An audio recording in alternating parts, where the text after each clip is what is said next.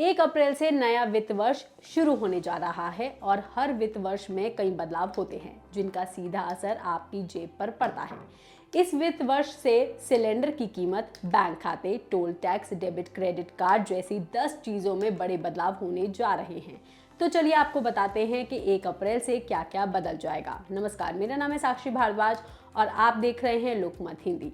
पहला बदलाव होगा एलपीजी सिलेंडर की कीमतों में। हर महीने की पहली तारीख को ऑयल एंड गैस डिस्ट्रीब्यूशन कंपनियां एलपीजी सिलेंडर की कीमतों में संशोधन करती हैं और सुबह 6 बजे से नई दरें लागू हो जाती हैं और 1 अप्रैल 2025 को भी इनमें बदलाव देखने को मिल सकता है। बीते कुछ समय में 19 किलोग्राम वाला एलपीजी सिलेंडर की कीमतों में घट बढ़त देखने को मिली है, लेकिन 14 किलोग्राम वाले सिलेंडर की कीमतें उतनी ही हैं।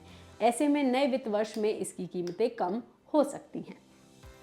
दूसरा बदलाव सीएनजी, पीएनजी और एटीएफ के दामों में हो सकता है। सीएनजी, पीएनजी की कीमतों में भी 1 अप्रैल 2024 से संशोधन देखने को मिल सकता है। वहीं कंपनियां एयर टरबाइन फ्यूल यानी कि एटीएफ के भाव में भी बदलाव कर सकती हैं। सीएनजी की कीमतों में उतार चढ़ाव जहां आपकी गाड़ी पर होने वाले खर्च तय करेगा, तो एटीएफ की कीमतों में बढ़ोतरी से हवाई यात्रा महंगी हो सकती है। तीसरा बदलाव यूपीआई में देखने को मिलेगा। जिन मोबाइल नंबरों से जुड़े यूपीआई अकाउंट्स लंबे समय से एक्टिव नहीं हैं, उन्हें बैंक रिकॉर्ड से हटाया जाएगा। अगर आपका फ़ोन नंबर यूपीआई ऐप से जुड़ा है और आपने लंबे समय से इसका इस्तेमाल नहीं किया है, तो इसकी सेवाएं बंद की जा सकती हैं। चौथा बदलाव रुपे डेबिट सिलेक्ट कार्ड में देखने को मिलेगा। इसमें फिटनेस, वेलनेस, यात्रा और मनोरंजन शामिल है। इस कार्ड में एक क्वार्टर में कॉम्प्लीमेंट्री डोमेस्टिक लाउंज विजिट और चुनिंदा लाउंज में 1 साल के दौरान 2 इंटरनेशनल लाउंज विजिट की सुविधा मिलेगी। इसके अलावा दुर्घटना में मृत्यु या परमानेंट दिव्यांगता के लिए 10 लाख रुपए तक का पर्सनल एक्सीडेंट कवर मिलेगा और हर क्वार्टर में एक फ्री जिम मेंबरशिप की सुविधा भी मिलेगी। पांचवा बदलाव क्रेडिट कार्ड में होगा, जो इन पर मिलने वाले रिवॉर्ड से लेकर बाकी सुविधाओं पर असर डालेंगे।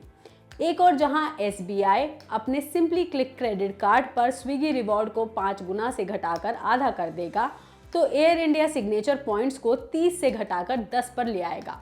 इसके अलावा IDFC first bank club Vistara milestone के फायदे बंद करने वाला है।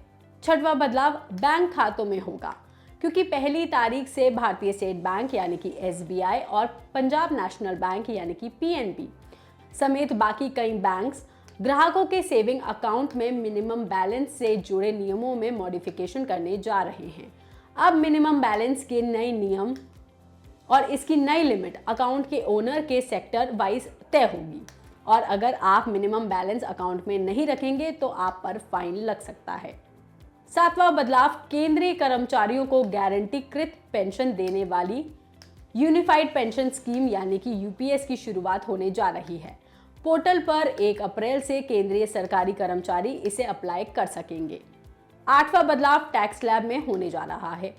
बजट 2025 में टैक्स स्लैब में जो चेंजेस किए गए थे वो 1 अप्रैल से लागू हो जाएंगे। इसका मतलब है कि सालाना 12 लाख रुपए तक कमाने वाले व्यक्ति को टैक्स का भुगतान करने से छूट दी जाएगी।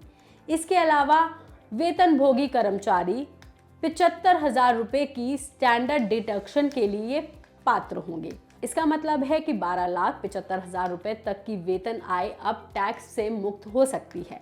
हालांकि ये छूट केवल उन लोगों पर लागू होती है जो नया टैक्स स्लैब चुनते हैं। नौवां बदलाव टीडीएस की लिमिट में होने जा रहा है, जिसमें अनावश्यक कटौती को कम करने और टैक्स पेयर्स के लिए कैश फ्लो में सुधार लाने के लिए विभिन्न वर्गों में लिमिट बढ़ाई जाएगी। आखिरी और आठवां बदलाव टोल टैक्स में होगा। नेशनल हाईवे अथॉरिटी यानी कि एनएचएआई टोल टैक्स की दरों में बढ़ोतरी कर सकता है, जिसका सीधा असर आपकी हाईवे यात्रा पर पड़ सकता है। इंडिया टुडे की रिपोर्ट की माने तो 1 अप्रैल से विभिन्न टोल प्लाजा पर बढ़ी हुई दरों को लागू करने का आदेश जारी कर दिया गया है। आपको हमारी ये जानकारी, ये खबर कैसी लगी, हमें कमेंट सेक्शन में लिखकर जरूर बताइएगा।